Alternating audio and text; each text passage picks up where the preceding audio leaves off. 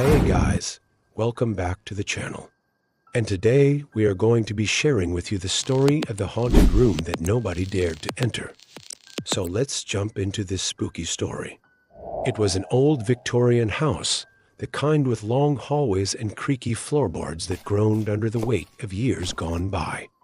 The house had been in the family for generations, but now it was up for sale. The real estate agent, a man named Harold, had been trying to sell the home for weeks, but there were no takers. Potential buyers would come and go, but none of them seemed willing to make an offer. Then one day, a young woman named Sarah came along. She was a writer who had fallen in love with the house's old-world charm. But when she went to make an offer, she was told that there was something strange about the house, something that made it difficult to sell. Harold explained that there was a room in the attic that nobody had entered in over 20 years. The room had been sealed off and its key was lost. He told her that if she bought the house, she would have to agree to never enter the room, whatever she found in there. Sarah was intrigued. Why would the family have hidden away a whole room? What could be so bad that they would rather demolish the house than let someone else see it? Curiosity got the better of her, and she agreed to buy the house with the condition that she would be allowed to open the room once it was hers. The day after she moved in, Sarah went to the attic to find the hidden room. She found it at the end of a long, narrow hallway. The door was made of solid wood and was nailed shut. With a crowbar, she managed to break down the door and stepped inside. The room was small, barely big enough to stand up in, and it was filled to the ceiling with cobwebs. In the center of the room, there was a single wooden chest. As Sarah approached it, she could hear chains dragging metal moans. Suddenly, the chains stopped and the moans turned into whispers. Whispers that sent shivers down her spine. At first, the whispers were unintelligible, but then they began to form words. "Get away from here," they hissed. "You shouldn't be here." Sarah froze. She couldn't believe what she was hearing.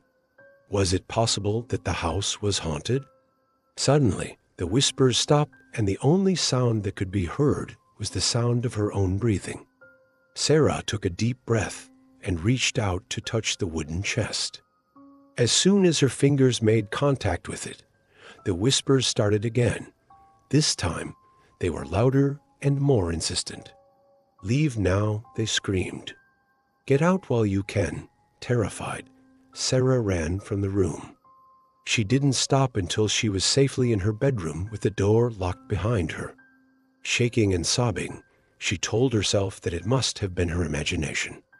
There was no way that the house was actually haunted. But as the days went by, the whispers started to follow her around the house. She would hear them in the walls, in the floorboards, even in the wind outside. She tried to ignore them, but it was impossible. They were getting louder and more frequent. One night, Sarah was awoken in the middle of the night by the sound of chains dragging metal moans. She sat up in bed, listening intently. The sound seemed to be coming from the attic. Slowly, she got out of bed and crept toward the attic stairs. She could hear the chains clearly now, and she could also hear the whispers. "Let me out," they begged. "Please let me out." Sarah didn't know what to do. She wanted to help the ghost, but she was also terrified of it. Finally, she decided that she needed to confront whatever was in the attic. Armed with a flashlight and a baseball bat, she crept up the attic stairs and approached the door to the hidden room. As she reached for the doorknob, the whispers suddenly stopped. Taking a deep breath, she opened the door and stepped inside. The room was dark, but her eyes soon adjusted to the gloom. She swung the baseball bat around, trying to find the source of the noise. But there was nothing there. Then she noticed the wooden chest. It wasn't there before. Sarah cautiously approached the chest and shone her flashlight on it. There was a keyhole in the center of the chest, and Sarah's heart skipped a beat. Could this be the key to the mystery? She remembered the real estate agent telling her that the key to the room was lost. But what if it wasn't? What if the key had been in the chest all along? Sarah inserted the key and turned it. The chest creaked open, revealing a musty old diary. Sarah carefully lifted the diary from the chest. Its pages were filled with faded ink, and the writing was in an elegant, flowing script. As she read, she realized that the diary belonged to a woman who had lived in the house over 100 years ago. The woman's name was Eliza, and her entries told a tale of tragedy. Eliza had been in love with a man named Thomas, but their families had forbidden their marriage. Eliza's father had arranged for her to marry a wealthy landowner, but she had refused. On the day of her wedding, she had fled to the attic and locked herself in the room. Here, she had waited for Thomas to come and rescue her, but he never came. In her final entry, Eliza wrote, "I am so tired of waiting. I will never marry that man. If I cannot be with Thomas, then I will be with no one. I am so cold and hungry. I don't think I will last much longer." The last entry ended abruptly, and there were no more pages in the diary. Sarah felt a chill run down her spine. Eliza had died in the room, but how? Had she starved to death? Or had something more sinister happened to her? As if to answer her question, Sarah noticed something on the floor.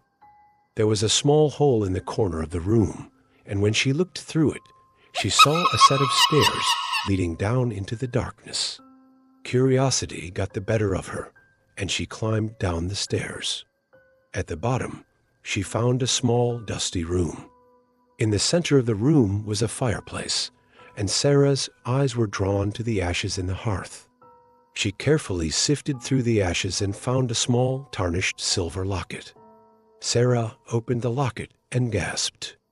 Inside, there was a miniature portrait of a young woman. It was Eliza. But that wasn't the only thing inside the locket. There was also a small key.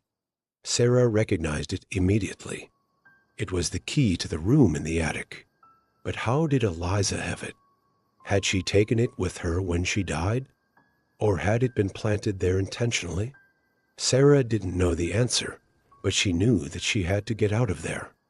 As she turned to leave, she noticed a book lying on the floor. She picked it up and opened it. It was a journal, and its pages were filled with strange symbols and writings. Sarah didn't understand the book, but she didn't need to. She could feel the darkness emanating from its pages. Suddenly, she heard a voice behind her. "What are you doing here?" Sarah whirled around, but there was nobody there. "Who's there?" She called out, her voice echoing in the small room. There was no reply. Trembling, Sarah fled the room, the diary clutched in her hand. She didn't stop running until she reached her bedroom. Once she was safe in her room, she locked the door and threw the diary onto the bed. Then she heard a voice in her head. "Thank you for setting me free," it said. And then the voice was gone. In the morning, Sarah went back to the attic. The room was empty, the chest gone.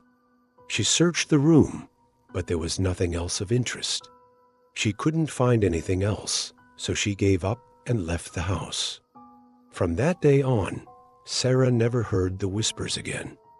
She lived in the house for many years, but she never forgot the ghost in the attic. So what do you think happened to Eliza? Let us know in the comments below. And if you enjoyed this story, don't forget to like and subscribe for more scary stories.